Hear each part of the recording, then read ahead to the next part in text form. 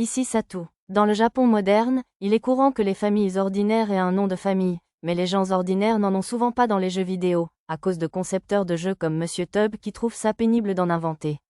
Le démon éliminé, j'ai baissé la capuche de mon manteau rouge, exposant ma longue perruque blonde et mon masque argenté au public tandis que je traversais la rue centrale à toute vitesse vers la porte principale.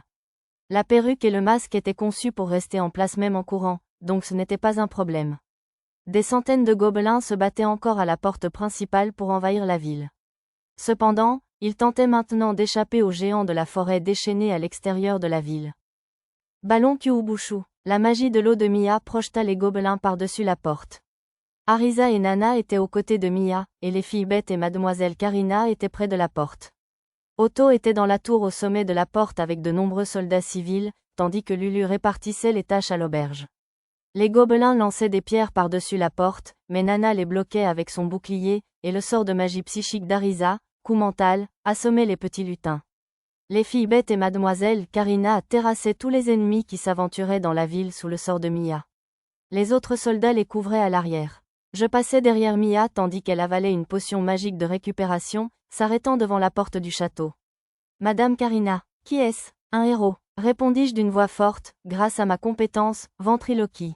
C'était ma meilleure imitation du doubleur Nakaji Juta. Je dépassais Mademoiselle Karina, surprise, et utilisais étourdissement court pour repousser les gobelins qui empiétaient sur la porte, posant ma main sur l'acier déformé. Avec un peu de force, je le tordis comme du mastic. En moins d'une seconde, l'ouverture de la porte avait disparu. Ce n'était pas une réparation des plus professionnels, mais un artisan pourrait probablement la peaufiner plus tard. Je retournai me placer devant Mademoiselle Karina et les autres et leur demandai de transmettre un message au baron et à Mademoiselle Nina. Jeune fille, que le baron sache que tous les démons du territoire ont été anéantis. Je pris soin de parler différemment de Satou. Puis je sautai au sommet de la tour. Ça aurait été sympa d'y arriver d'un seul bond, mais je finis par faire 3 petits sauts depuis quelques points d'appui sur le mur extérieur et la tour adjacente. Vous avez bien protégé la ville. Laissez-moi faire le reste. J'atterris près de Otto, le remerciant pour son service. Levant une main ouverte vers les gobelins, je les anéantis d'une pluie d'étourdissements courts. Les gobelins étant si fragiles, ce sort était le plus efficace pour les éliminer. Un grondement de surprise s'éleva parmi la milice, mais je les ignorais et éliminai le reste des gobelins à l'extérieur de la ville avec étourdissements courts et flèches magiques. Grâce à la carte, j'identifiai les ennemis restants, outre ceux proches des géants de la forêt, et les abattis avec des flèches magiques. Ce faisant, j'appris que la portée de ce sort dépassait les 2 kilomètres. Après avoir éliminé les 1400 gobelins et les 200 zombies devant la porte principale, je quittai la tour. Il ne restait plus aucune trace des spectres créés par le démon. Je dis à Otto la même chose qu'à Mademoiselle Karina, de porter le rapport au château. L'information était superflue, mais mon objectif principal était de convaincre Mademoiselle Karina et Otto de retourner au château sans prendre d'abord des nouvelles de Satou. Puis je quittai la ville d'un bond, disparaissant de la vue des habitants. Après cela, comme prévu, Mademoiselle Karina et Otto retournèrent au château sans même venir me voir. Après avoir quitté la ville, je me suis rendu au repère des voleurs, cachés dans les montagnes à 6 km de Muno City, afin de récupérer le bocal à chaos décrit par le démon. Les voleurs avaient non seulement assassiné les bureaucrates et leurs gardes, mais aussi volé tous leurs objets de valeur. Les voleurs responsables du crime avaient cédé à la curiosité et ouvert le couvercle du bocal. Ils gisaient tous morts, la peur figée sur leurs visages. J'avais le pressentiment qu'ils se transformeraient en morts-vivants si je les laissais ainsi, alors j'ai creusé un trou profond avec Pitfall et les ai incinérés avec Fireshot. Finalement, j'ai rangé le bocal à chaos et j'ai quitté les lieux. J'avais aussi récupéré les trésors volés par les bandits, bien sûr.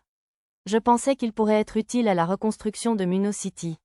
Je suis retourné sur le champ de bataille à la lumière du soleil couchant. Illuminés par le crépuscule, les cadavres de monstres et les corps désormais immobiles d'anciens zombies constituaient un rappel poignant de l'impermanence de la vie. Je m'arrêtais pour leur accorder un moment de silence et m'apprêtais à partir, quand soudain je compris. Si je les laissais ainsi, ils risquaient d'empoisonner la terre ou les ressources en eau.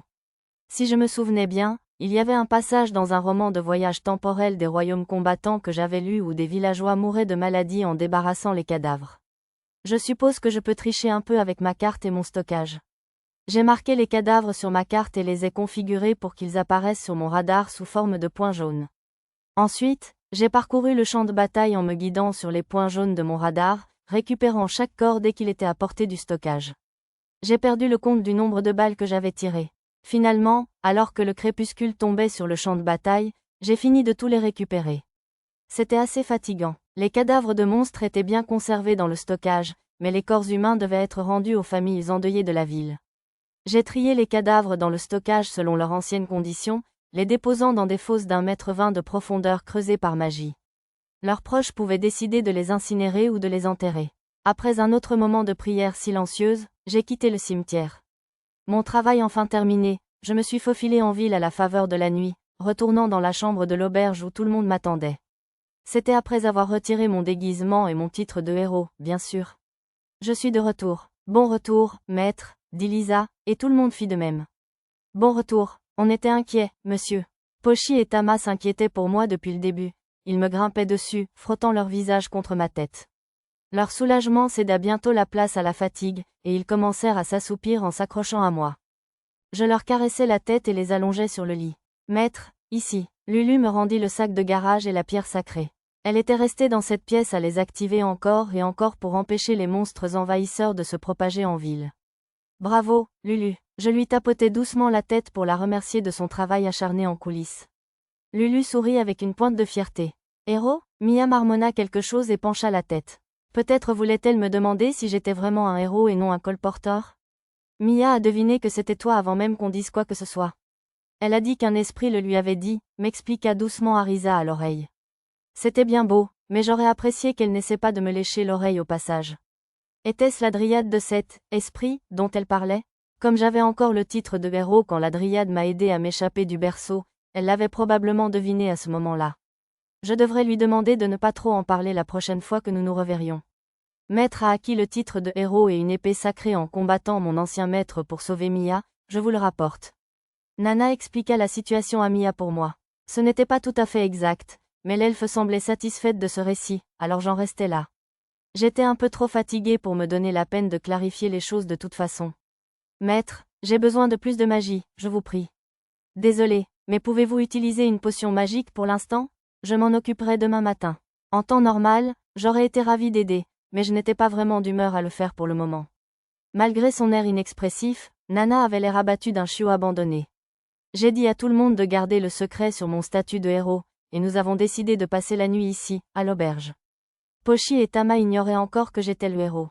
J'hésitais à le leur dire moi-même, mais Lisa et Arisa m'ont suggéré de le leur cacher jusqu'à ce qu'elle soit plus grande. J'ai donc décidé de ne rien dire, sauf si c'était nécessaire.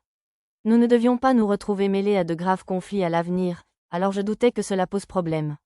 Les géants de la forêt étaient revenus dans la forêt pendant que je m'occupais des voleurs, je n'ai donc pas pu les accompagner. Le lendemain matin, mademoiselle Karina vint nous conduire à la salle d'audience du château de Munno. Satou, en tant que père, je vous suis profondément reconnaissant d'avoir sauvé la vie de Karina.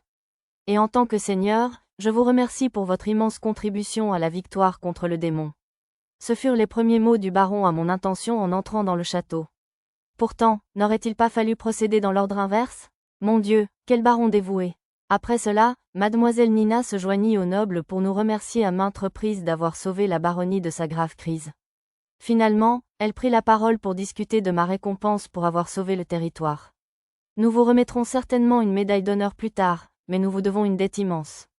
Une médaille seule ne suffit pas. Quant aux récompenses que le baron est autorisé à décerner. Tandis que mademoiselle Nina parlait, le visage de mademoiselle Karina s'empourpra. Mademoiselle Nina la regarda, puis les filles derrière moi. Une belle femme ou un titre? Que désirez-vous? La raison pour laquelle l'argent n'a pas été présenté parmi les options était probablement que les finances de la ville étaient dans une situation désespérée. À ce rythme-là, j'avais le vague pressentiment que j'allais me marier avec mademoiselle Karina. Elle était certes magnifique, mais si elle devenait ma femme, je finirais sans doute par passer ma vie au service de la baronnie Munno et je finirais probablement enterrée ici aussi. Personnellement, j'aimerais continuer à voyager librement à travers le monde. Mes excuses, mais je n'ai besoin ni de l'un ni de l'autre. Une médaille me suffit amplement. Quelle noblesse d'être si libre de tout désir. Mademoiselle Nina haussa les sourcils, dubitative. Le visage de mademoiselle Karina s'assombrit, mais je devais endurcir mon cœur et l'ignorer. Je ne pouvais pas rendre tout le monde heureux tout le temps. Ce n'est pas comme si je n'avais aucun désir. Mon plus grand souhait est de voyager et de voir le plus de monde possible de mes propres yeux, voyez-vous. Un noble qui ne peut rester et servir son territoire ne vaut guère la peine d'être aimé, n'est-ce pas? De plus, je suis bien trop jeune pour prendre une épouse. Il n'y a rien d'inhabituel à épouser un adulte, n'est-ce pas? Ces filles derrière vous ne sont pas vos épouses? Dès que mademoiselle Nina a posé cette question, j'ai ressenti une pression incroyable de la part des enfants derrière moi. Bon, il était temps de suivre l'exemple des protagonistes de harem à travers l'histoire et d'agir sans se rendre compte de rien. Eh bien, elles sont toutes comme des membres de ma famille, mais aucune n'est ma femme. J'ai senti un concert de soupirs déçus derrière moi, suivi d'un soupir de soulagement de la part de mademoiselle Karina. Et dame Karina, alors? Elle est peut-être un peu passée de l'âge, mais elle est belle et a des hanches généreuses. Vous souhaitez sûrement avoir des enfants forts et en bonne santé? Mademoiselle Karina a fait la moue, mécontente, face aux remarques désobligeantes de mademoiselle Nina, même si le compliment sur sa beauté l'a fait rougir. C'était plutôt mignon, mais si je le laissais paraître, mademoiselle Nina le prendrait pour un encouragement, alors j'ai tenu bon grâce à mon talent de poker face. Mademoiselle Soluna se tenait calmement à côté de Otto. Mais qu'une simple roturière aspire à épouser la fille d'un baron, comment sais-je, mais mademoiselle Soluna se tourna vers moi avec un sourire, et je me repris rapidement. J'étais à 2 doigts d'y parvenir. J'avais oublié que Otto, qui était visiblement son amoureux, était lui aussi roturier. Serait merveilleux, bien sûr, mais tant que je voyage à travers le monde, je n'ai aucune intention de prendre une épouse. Je vois, mademoiselle Nina porta pensivement la main à son menton. Puis elle murmura quelque chose à l'oreille du baron, qui donna son accord. Très bien, Satou, nous vous ferons chevalier héréditaire honoraire. Dame Nina, j'allais protester, mais elle leva la main pour me faire taire. Nous ne vous demanderons aucun travail pour la baronnie. Votre devoir serait de parcourir les terres en tant que vassal du territoire. Dis quoi? Veulent-ils que je recueille des renseignements sur d'autres territoires? Nous ne vous demanderons pas de jouer les espions, bien sûr. Attendez, il ne le ferait pas? Que veut-elle que je fasse, alors? Mademoiselle Nina m'interrompit tandis que j'ouvrais à nouveau la bouche. Cependant, il est important que vous visitiez de nombreuses terres différentes en tant que vassal. Je crains de ne pas comprendre. Que souhaitez-vous me demander, mademoiselle Nina? Je n'avais toujours pas compris, alors j'ai décidé d'aller droit au but. Savez-vous que la baronnie de Munno est, selon la rumeur, un territoire maudit? Oui, mais je n'en connais pas la raison. J'ai hoché la tête lentement. On dit que tout noble qui visite cet endroit est voué au malheur. De nombreux autres nobles se sont proclamés seigneurs de cette région avant notre baron Munno, mais presque tous ont connu une mort accidentelle ou mystérieuse. Pire encore, la plupart des nobles qui nous ont visités après l'investiture du baron Munno ont depuis souffert de maladies ou sont alités. À cause de tout cela, une rumeur absurde s'est répandue, notre territoire est maudit. La première était probablement due à Zen ou à ses subordonnés, et la seconde était sans doute due à une tentative d'intrusion dans la salle du cœur de la cité, victime de la malédiction de Zen. Mon rôle serait donc de faire savoir aux autres territoires que la baronnie de Munno est en sécurité, alors? C'est exact, nous n'avons pas pu dissiper les rumeurs nous-mêmes, faute de pouvoir solliciter l'aide de nobles compétents. Mademoiselle Nina hocha la tête et poursuivit. De plus, il est absolument nécessaire que vous obteniez un grade. De plus, nous ne pouvons pas laisser les gens penser que nous sommes si radins que nous récompenserions de si grands services par une simple médaille. Nous ne pensons pas que vous propageriez une telle rumeur, bien sûr. Mais il y a toujours des rumeurs, où que l'on aille. Mademoiselle Nina haussa les épaules et soupira. En tout cas, inutile d'être si prudent. Un titre de chevalier héréditaire honoraire, ce n'est pas grand-chose. C'est la plus basse classe de la noblesse. Les familles nobles plus anciennes pourraient même vous traiter de faux. Pourtant, cela devrait vous être utile. Je ne voyais aucune raison à cela, mais mademoiselle Nina sourit. Notre baronnie et nos voisins du duché d'Ougouche mis à part, la discrimination envers les demi-humains est assez forte dans les territoires du Nord, n'est-ce pas? Si vous devenez chevalier héréditaire honoraire, les roturiers vous traiteront comme un noble. Autrement dit, vos esclaves seront traités avec respect, comme la propriété d'un aristocrate. Cela devrait vous assurer un meilleur service que si vous étiez un simple roturier. Je devais admettre que cela me semblait attrayant. Ça valait la peine de ne plus me voir refuser l'hébergement dans les auberges. Finalement, l'atout de mademoiselle Nina l'emporta et le baron Munno m'accorda le titre de chevalier héréditaire honoraire. Après cela, nous avons obtenu des chambres au château de Munno où nous resterions jusqu'à la cérémonie d'adoubement, mais ces journées furent très chargées. Par exemple, j'ai consulté mademoiselle Nina au sujet de la forteresse où logeaient les serfs évadés et abandonnés, et pour une raison inconnue, elle décida qu'ils seraient mes serviteurs, la forteresse faisant office de villa. J'ai aidé à appréhender des soldats coupables de crimes et à découvrir les biens cachés de fonctionnaires mal intentionnés. J'ai secrètement offert leur trouver dans le trésor secret du marquis Munno à la baronnie, au nom du « héros au masque d'argent ». J'ai écrit une lettre à Zena au sujet du spectre que nous avions combattu dans la forteresse en ruine et je l'ai envoyée à Seriou. J'ai entièrement financé la création par les servantes de tenues victoriennes et leur uniforme. Lulu et moi avons convaincu le chef cuisinier du château de nous apprendre les bases de la cuisine en échange de recettes de poulet frit et de mayonnaise. J'ai observé Lisa et les autres s'entraîner à combattre des bandits. Un voleur chevaleresque a désavoué son groupe et s'est engagé dans l'armée, tel un héros de roman historique. J'ai contribué à la création d'un véritable champ de Gabo à Munro en embauchant des habitants des bidonvilles pour travailler en échange de viande de monstre et d'un logement dans la caserne. J'ai eu l'occasion d'écouter le baron Munro discuter avec enthousiasme de ses recherches sur les héros lors d'un goûter avec mademoiselle Soluna, Pochi, Tama et d'autres. Je n'ai pas pu me procurer de nouveaux parchemins à la boutique de magie, mais il s'est avéré que le baron avait un cousin vicomte qui dirigeait le seul atelier de fabrication de parchemins du royaume. Il a donc écrit une lettre de recommandation pour moi. J'ai également emprunté un atelier inutilisé pour travailler sur divers projets, comme la construction d'un nouveau carrosse. J'ai utilisé des matériaux d'hydre pour fabriquer un deltaplane et je l'ai piloté jusqu'au village des géants, où je les ai remerciés avec un rôti entier de loup fusée et un tonneau de saké Shigan de la ville de Munro. J'ai éliminé le monstre dont le pêcheur Weasel Folk avait parlé précédemment et j'ai reçu le bateau en retour. Sur le chemin du retour, je me suis arrêté au refuge de montagne que j'avais construit pour y trouver une lettre de remerciement et l'épée en argent bleu de la jeune kobold. Je savais donc qu'elle avait réussi à extraire les cristaux bleus. Finalement, j'exterminai les monstres qui avaient endigué la rivière près de Munro, rétablissant ainsi son débit. Les terres agricoles devant Munro devraient désormais être plus faciles à cultiver. Il restait une tonne de fruits Gabo issus de l'élevage de gobelins du magistrat démon dans les villes voisines. Mademoiselle Nina estima donc qu'il devrait avoir assez de nourriture pour un temps. De plus, Mademoiselle Nina m'apprit diverses choses sur mon nouveau rang. Comme je l'avais pensé auparavant, un vicomte était bien plus élevé qu'un baron.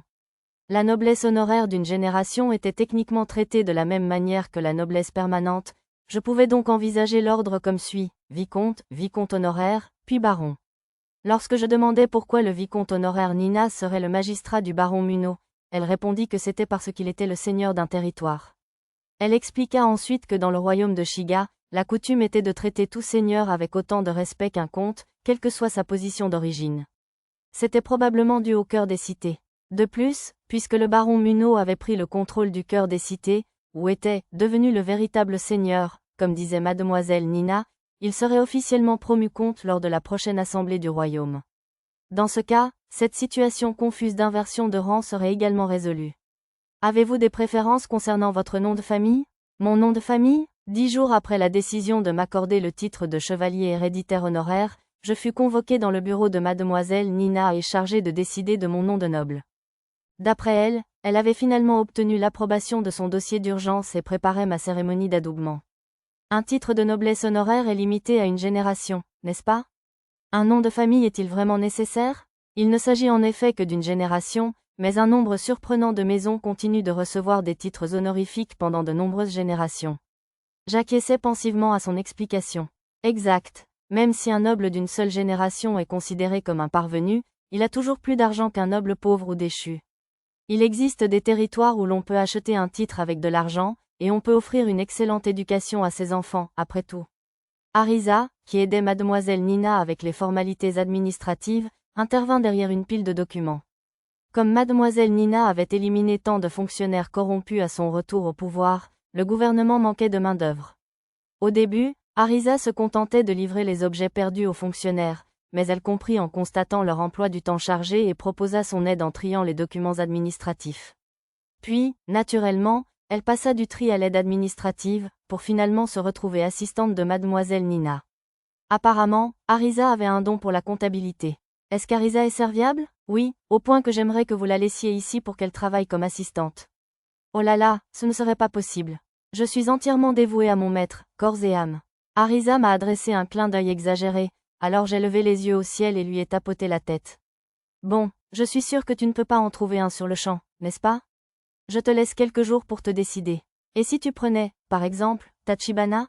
Si je me souviens bien, c'était le nom de famille d'Arisa dans sa vie antérieure. Je passe mon tour, merci.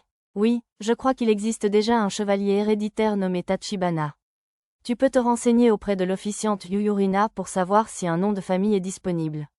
Elle a étudié l'héraldique à l'Académie royale, alors elle est mieux placée que moi. Très bien, je vais essayer de trouver quelques pistes. Sa relation avec moi terminée, mademoiselle Nina retourna à ses papiers. Si je me souvenais bien, Yuyurina était la fonctionnaire discrète aux cheveux bruns coiffés d'une tresse raffinée. Après quelques mots avec Arisa, je quittai le bureau.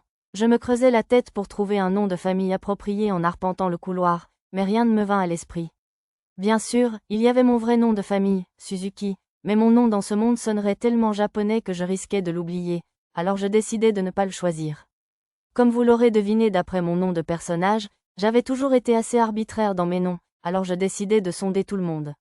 Famille, c'est super, la famille, monsieur. Les membres les plus proches de mon groupe étaient Tama et Poshi, dans l'une des chambres privées de la famille Muno, mais ils ne savaient pas ce qu'était un nom de famille. Ils étaient assis à côté de mademoiselle Soluna et dégustaient quelque chose qui ressemblait à du poisson frit avec des arêtes. Plutôt ennuyeux pour un goûter, à mon avis. Ces trois-là étaient les seules personnes présentes dans la pièce. Le baron était dans le bureau d'à côté et se débattrait avec la paperasse jusqu'au lendemain. Otto patrouillait la ville avec Lisa et Nana. Un nom de famille? Eh bien, si tu épouses notre chère Karina, je suis sûre que tu pourrais reprendre le nom de famille Donano. Mademoiselle Soluna sourit malicieusement. Donano était le nom de famille du baron jusqu'à ce qu'ils adoptent le nom Muno. Le baron Muno portait également le titre de baronnet Donano, donc quiconque épouserait mademoiselle Soluna ou mademoiselle Karina prendrait ce nom et ce rang. Cela me paraît assez intimidant, alors je crains de devoir décliner. Tant pis, Karina a du pain sur la planche. Mademoiselle Soluna rigola derrière moi tandis que je quittais la pièce. Désolée, mais pourriez-vous me laisser passer? Ah, sire chevalier, allez-y. Le groupe de servantes devant l'entrée de la cuisine s'écarta pour me laisser entrer. Oh, ravi de vous revoir, sire chevalier.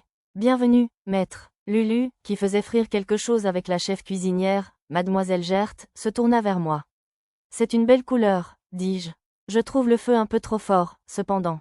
Tu devrais peut-être baisser un peu la température avant que l'extérieur ne brûle et ne devienne croustillant.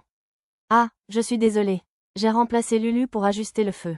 Avant que Miss Nina ne m'envoie chercher, nous étions tous les trois en train de faire frire des côtelettes de sanglier. C'est remarquable qu'on puisse en déterminer la température rien qu'en les regardant. J'ai souri à Miss Gert, stupéfaite, puis j'ai déposé les côtelettes de sanglier dans le filet qui servait d'égouttoir. J'en ai coupé une en deux avec un couteau de cuisine pour m'assurer qu'elle était bien cuite. La pâte était devenue noire, mais elle devait au moins être encore comestible. Que faire? Les refiler aux servantes qui n'ont pas déjeuné? Oui, je vous en prie. Ce n'est pas grave si ce n'est pas parfait. On mangera tout ce que vous cuisinerez, sire chevalier. J'ai présenté à l'une des femmes de chambre une assiette avec sauce et mayonnaise. Personnellement, je ne trouvais pas que mayonnaise et côtelettes de porc allaient très bien ensemble, mais je me suis tue. Les femmes de chambre adoraient la mayonnaise. Hourra! 2 par personne, d'accord? Délicieux, c'est pas juste, Erina. Ne mettez pas autant de mayonnaise sur un seul morceau. Les filles, si vous faites autant de bruit, je ne vous donnerai plus d'échantillons. Désolée, mademoiselle Gert. Après avoir hurlé après les servantes chamailleuses, mademoiselle Gert retourna préparer les côtelettes de porc suivantes avec Lulu. Tandis que je les aidais, je décidai de demander à Lulu son avis sur un nom de famille. Un nom de famille? Et Kuvork, alors? Kuvork était le royaume d'où Arisa et Lulu étaient originaires. C'était aussi le nom de famille d'Arisa lorsqu'elle était princesse. Je ne pense pas que ce soit judicieux. Ce serait comme chercher la bagarre avec les régions qui ont envahi le royaume de Kuvork. Je suppose que oui. Ah, alors peut-être. Oh, peu importe. Lulu semblait avoir une idée, mais elle refusait de la cracher. Quand j'insistais, elle proposa le nom de famille, Watari. L'arrière-grand-père de Lulu était japonais, ce devait donc être son nom de famille. C'est le nom de famille de mon arrière-grand-père, originaire de son pays lointain. Mais dans le royaume de Kuvork où je suis né, seuls les nobles avaient le droit d'avoir un nom de famille, donc personne ne l'utilisait. Satu Watari. Ça sonnait un peu démodé, mais pas si mal. Je ne sais pas si je l'utiliserai, mais je l'inscrirai certainement parmi les candidats, si ça vous va. Oui, Lulu sourit vivement à ma réponse. Oui, elle était plus belle que jamais aujourd'hui.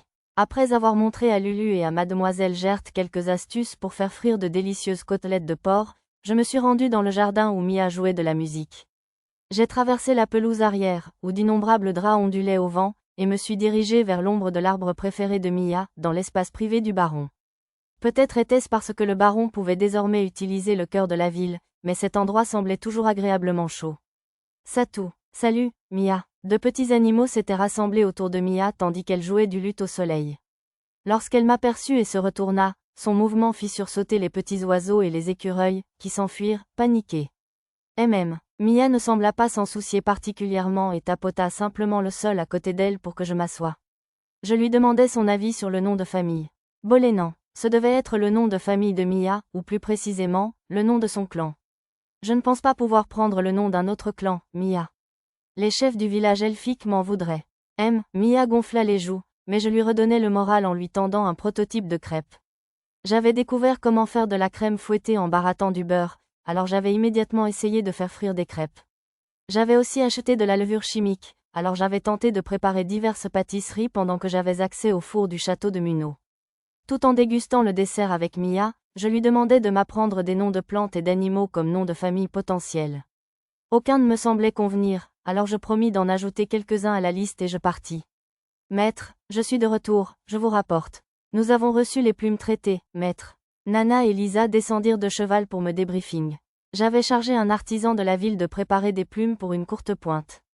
Comme nous n'en avions pas assez, l'avant-garde et moi étions allés chasser les oiseaux près de la route principale, tout en dénichant des voleurs. Super, merci. Ils sont remarquablement doux et moelleux, je vous assure. Nana appréciait la texture du sac garni de plumes. Je leur ai demandé s'il avait des idées de noms de famille. Nagasaki, je recommande. C'était le nom de mon ancien maître. Et Kishigashigarsa, c'est le nom de mon clan, mais personne ne devrait le revendiquer comme nom de famille. Nana et Lisa me firent leurs suggestions respectives. Satu Nagasaki, Satu Kishigashigarsa. Aucune d'elles ne m'a vraiment sauté aux yeux. Juste à ce moment-là, quelques soldats arrivèrent. Mademoiselle Lisa, Mademoiselle Nana, nous allons commencer l'entraînement. Voulez-vous? Oh, Seigneur chevalier, pourquoi ne pas vous joindre à nous aussi? Celui qui nous avait appelés s'appelait Zotol. Nous l'avions rencontré lorsque Lisa et moi étions partis patrouiller à la recherche de bandits et l'avions vaincu au terme d'un combat serré. C'était un adversaire adroit, capable de vaincre Lisa en 1 contre 1 et de tenir tête aux 4 membres de l'avant-garde. Incapable de supporter les ordres cruels du magistrat démoniaque et la corruption de leurs camarades, lui et sa bande avaient quitté l'armée. Ils avaient voyagé, servant de garde pour les marchands de passage ou se débarrassant des monstres à la demande des villages. Ils ressemblaient davantage à des mercenaires qu'à des voleurs, mais des bureaucrates corrompus, qui les considéraient comme une menace, les avaient piégés et inscrits sur la liste des voleurs recherchés. Désormais, lui et son groupe étaient réengagés comme soldats de la baronnie. Malheureusement, il ne pouvait pas redevenir chevalier immédiatement, il était donc classé soldat pour le moment. Désolé, j'ai des affaires à régler, alors je vais laisser tomber l'entraînement pour aujourd'hui. Tu ferais mieux de nous rejoindre la prochaine fois, alors. Oh, et si tu vois Otto, dis-lui de venir au terrain d'entraînement. J'acceptais de transmettre le message et laissais Lisa et Nana s'entraîner avec le soldat. Nom de famille? Il n'y avait pas de noble dans mon village, alors je n'en sais rien. Telle fut la réponse de Otto lorsque je le retrouvai dans la salle à manger et que je l'interrogeai à ce sujet. Otto travaillait actuellement comme jeune chevalier en formation pour le baron. Il avait appris qu'il n'était pas vraiment un héros après avoir touché une pierre Yamato quelques jours auparavant. Une analyse avait prouvé que son « épée sacrée », Gjallarhorn, était en réalité une lame démoniaque maudite, scellée dans une chambre au sous-sol du château de Munau. L'épée qu'il portait à la ceinture n'était qu'une simple lame de fer. Bien que n'étant plus un héros, Otto entretenait toujours une relation avec Mademoiselle Soluna. Il suivait donc un entraînement intensif pour devenir un véritable chevalier et l'épouser. Mademoiselle Soluna lui enseignait la culture et la langue, tandis qu'il s'entraînait quotidiennement à l'escrime et à la stratégie avec Zotol. Je t'ai enfin trouvé, c'est aujourd'hui que tu vas enfin t'entraîner avec moi. Quelle chance que Sœur Otto soit là aussi.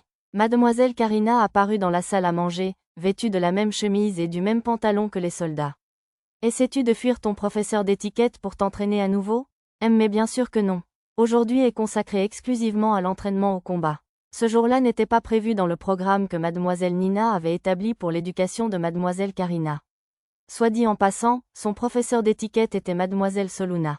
Pourquoi ne pas demander conseil à Dame Karina à ce sujet? Des conseils? Quoi que ce soit. À l'instigation de Otto, j'ai tenté le coup et demandé à Mademoiselle Karina des suggestions de noms de famille. Tu as du mal à choisir un nom de famille, n'est-ce pas? J'en connais un. Lequel? Et Pendragon? C'est un nom de héros. Seigneur Orion Pendragon. Un jeune fonctionnaire à la tresse, qui mangeait non loin de là, intervint timidement. C'était Yuyurina, celle dont Mademoiselle Nina avait parlé. D'habitude très calme, c'était inattendu. N'est-ce pas le nom d'un personnage de fiction? C'est vrai, c'est le héros de mon histoire préférée. Il voyage sur un dragon, surmonte les 7 épreuves imposées par les dieux et, à la fin, vainc le grand seigneur démon dans une saga épique et brillante. C'était un étrange mélange de légende du roi Arthur et de mythologie grecque. Il chevauche un dragon? Oui, et pas une simple viverne. Il chevauche un dragon rouge, nommé Welsh. Il me semblait que le père du roi Arthur s'appelait Pendragon. N'était-il pas un héros tueur de dragons? Ça pourrait marcher. Après tout, j'ai Excalibur, donc je pourrais même changer mon prénom en Arthur et me présenter sous le nom d'Arthur Pendragon.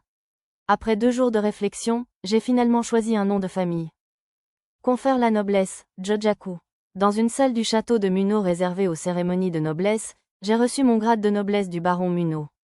Mon rang est passé à noble, chevalier héréditaire, et mon affiliation au royaume de Shiga, baronnie de Muno. Les 3 médailles reçues la veille figuraient également dans ma colonne récompenses et primes.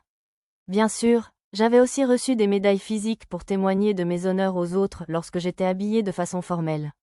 Si je n'avais pas acquis la compétence « confère la noblesse », c'était probablement parce qu'il s'agissait d'un sort de magie rituelle, lié au cœur de la cité. Satou, veuillez toucher la pierre Yamato pour confirmer la réussite du rituel. D'accord. Cette fois, j'ai modifié quelques valeurs dans mon onglet réseau avant de toucher la pierre Yamato. Ayant désormais un soutien puissant, même s'il n'était pas des plus fiables, j'ai révélé un peu plus mes compétences et mon niveau afin de pouvoir agir plus facilement. J'avais consulté Arisa à ce sujet la veille.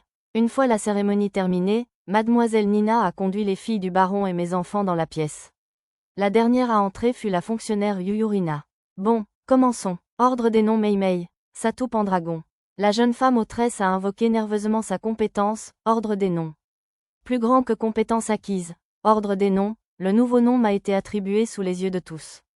Il n'a pas changé automatiquement dans l'onglet réseau de mon menu, je l'ai donc modifié moi-même.